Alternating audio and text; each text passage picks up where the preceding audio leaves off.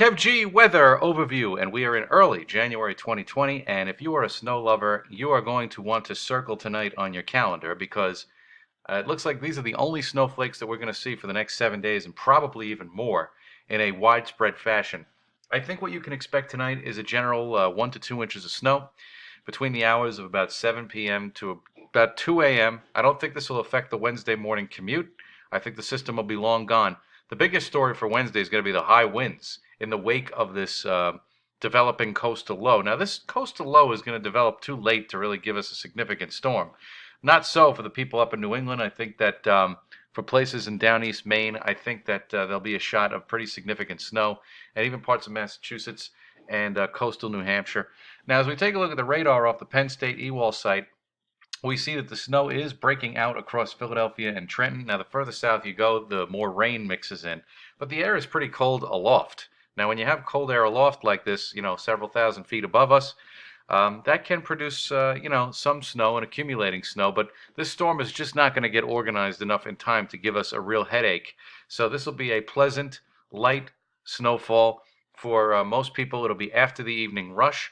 And you can just sit out and enjoy and take in the snowflakes as they pile up in a very, very meager fashion. But we'll take what we can get here in 2020 because the overall pattern is not conducive for snow or cold for that matter over the next 7 to 10 days and possibly even beyond that. We're going to have to wait until late in the month for any sort of pattern to realign itself.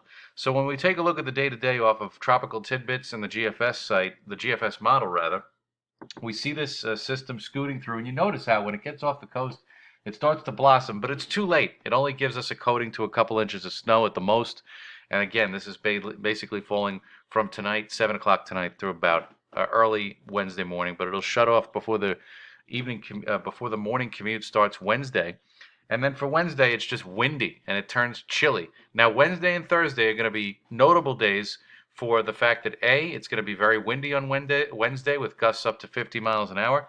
Thursday will be the coldest day of the next 7, with highs not getting out of the low to mid 30s. But then a dramatic warm-up starts to take place very, very quickly as we get into Friday and a good chunk of Saturday as we have a broad southwesterly flow with a high pressure to our east. And this is going to bring in spring-like warmth, if you can believe it, for Friday and Saturday. Highs will top out in the low to mid 60s in a lot of places on Saturday.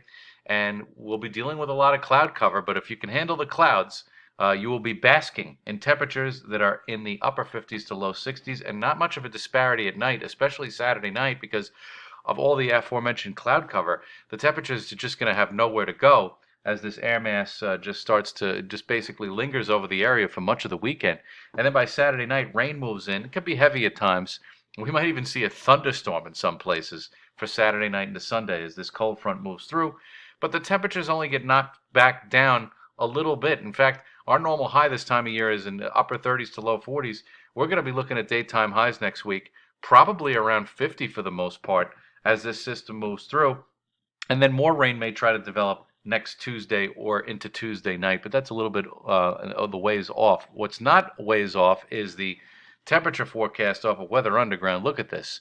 After we get past Wednesday and Thursday, a quick warm-up starts to follow.